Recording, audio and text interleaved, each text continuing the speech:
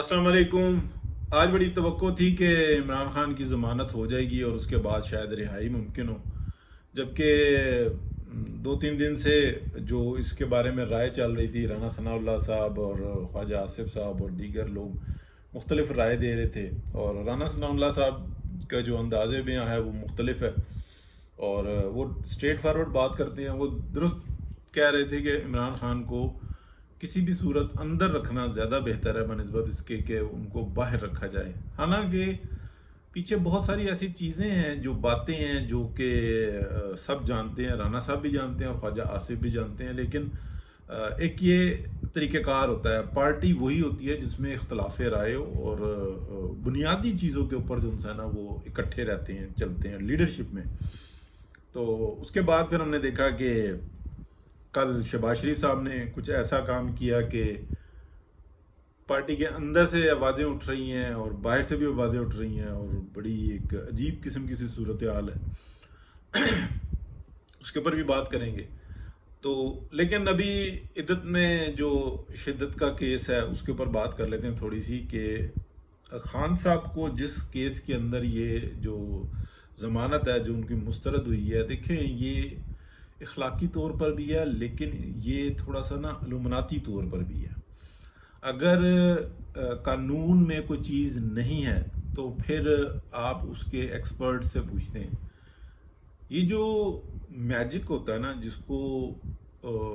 जिसका इस्तेमाल बहुत सारे लोग करते हैं, वो लोग जो लादीन है, जो बिल्कुल जो इंसान वो कहते हैं कि मतलब होगा, लेकिन हमारी ज़ात पे कोई नहीं फ़र्क पड़ता, वो सिर्फ अमल के ऊपर यकीन रखते हैं, 2 और 2 4 के ऊपर यकीन रखते हैं। वो लोग भी जो है ना बहुत सारी चीज़ों से ना इज्तनाब करते हैं, यानी कि बद नज़र से और इस टाइप की चीज़ों से साफ़ सफाई रखते हैं। और याशी ठीक है, लेकिन इसी तरीके से बहुत सारे प्रोसेस को ना वो फॉलो करते हैं। अच्छा, उन्हीं के साथ साथ एक और ग्रोह है जो कि यानी कि एक आम आदमी से ज़्यादा उसका ईमान बड़ा मजबूत होता है। ईमान मीन्स यकीन बड़ा मजबूत होता है और वो डायरेक्टली जो इंसान ना रब ताला की ज़ात के साथ अड़ लगाता है और वो कहता है कि ठीक है, मुझे बस दुनिया चाहिए, बाद की बात में देखी जाएगी। और वो लोग जो उनसे ना बिल्कुल खुल डुल के आते हैं, वो फिर रिश्तों को बिगाड़ते हैं और हर वो काम करते हैं जिससे मना किया गया। ख़ुसूसन जो इंसान अल्लाह पाक की ज़ात कहती है कि ये मत करो, यानी कि जो रिश्ते होते हैं ना उसको बहुत अहमियत दी जाती है, तो उसके अंदर जो इंसान बड़ा मामला गड़बड़ होता है। इसी तरीके से ये जो होता है ना दौरान निकाह अगर ये कोई रिलेशन कायम करे तो उसकी सज़ा हो रहा है। और यानी कि जो संसार करने की है वो ये है कि शादीशुदा मर्द और एक शादीशुदा औरत जिनकी ज़रूरियात पूरी हो रही हैं, लेकिन वो फिर भी जो उनसे ना मस्तियों के अंदर कोई ऐसा गलत काम करते हैं तो फिर उनको संसार कर देने की सज़ा है। और इसके अलावा भी यानी कि जो हद लगती है वो और तरह से लगती है कि बंदा कोई एक्सेप्ट कर ले कि भाई हाँ ठीक है, मैं इसकी सज़ा इस दुनिया में भुगतूंगा, वो इस तरीके से आ जाती है। अब बात ये आ जाती है, देखें कि ये जो इमरान खान और ये बाकी जो लोग थे, जब इन्होंने ये रिश्ता कायम किया, वो हमारे सामने सारी तारीख मौजूद है, इस गंद के अंदर ज़्यादा पढ़ने की ज़रूरत नहीं है। लेकिन देखें कि एक मामला हुआ, उसको लीक आउट किया, वो उमर चीमा ने रिपोर्ट किया और उसने बाद में अपना सोर्स भी बता दिया, उस खातून से भी मिलवा दिया। और ख़ातून का जो सोर्स थी, निकाह की खातून का जो सोर्स थी, वो पूरा इंटरव्यू मौजूद है। उमर चीमा को क्रेडिट जाता है तो उन्हीं का आप व्लॉग देखें, आप सर्च करेंगे तो आपको मिल जाएगा। वो सोर्स बताता है कि मुझे जो पता लगा वो मौलवी साहब से पता लगा, यानी कि निकाह ख्वाह ने बताया कि मैंने निकाह पढ़वाया। अच्छा, बाद में फिर वो ये आ जाता है कि जनाब ये ऐसा नहीं था, ऐसा नहीं था। निकाह ख्वाह जो है वो ये बताते हैं कि मैंने तो पता किया तो उन्होंने कहा जी ऐसा कोई मसला नहीं, हालांकि ये मसला था। तो यानी कि ये पर्दे में बात क्यों रखी गई। फिर उसके बाद दूसरा निकाह करवाया गया। अच्छा, दूसरा निकाह इस तरह से होता नहीं है, फिर ये एक शरई मसला आ जाता है। तो ये अभी तक जो ये चल रहा है ना मामला, ये बिल्कुल ऐसा ही है। ये कल भी जना के मुर्तकिब थे, ये आज भी जना के मुर्तकिब हो रहे हैं। ये जो इकट्ठे रह रहे हैं ना, बेशक के वो जेल में है, जो रिलेशन बनाया हुआ है वो है ही नहीं है। तो ये एक बड़ी अच्छा, इस हराम काम को शैतान सपोर्ट करता है, उसके चेले सपोर्ट करते हैं, उसकी ताकतें सपोर्ट करती हैं, फिर ये हमें चीज़ें नज़र आती हैं। यानी कि इसमें جو ان کے مقاصد ہوتے ہیں شیطان اور اس کے حواریوں کے، وہ یہ ہوتے ہیں کہ کراہیت پیدا کرنا. یہ لفظ بولا جاتا ہے، یعنی کہ جب ماں کے سامنے بچہ اس کا بھوکا ہو تو اس کے اوپر جو تکلیف آتی ہے وہ کراہیت ہوتی ہے. وہ کچھ نہیں، وہ کہتی ہے کہ بس ہر چیز جو ہے نا فنا ہو جائے، اپنے ایمان کو چھوڑ دیتی ہے. وہ سب کچھ جو ہے نا اس کے لیے بے معنی ہو جاتا ہے. اسی طریقے سے صرف ماں سے مراد یہ نہیں کہ ایک عورت جس نے بچہ پیدا کیا، وہ احساس کرنے والا، یعنی کہ جو دنیا ہے.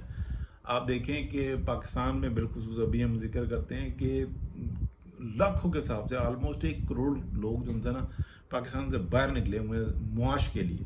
کچھ جا کے باہر سیٹل ہو گئے، کچھ اور فیملیز ان کی پاکستان میں ہیں. تو ان کے اوپر کیا گزرتی ہوگی، یعنی کہ صرف معاش کے لیے. لیکن وہ معاش حاصل کر لیتے ہیں، ان کی تکلیف کم ہو جاتی ہے اپنے بچوں کے مستقبل کو یا اس وقت کو گزارنے کے لیے وہ سب کچھ.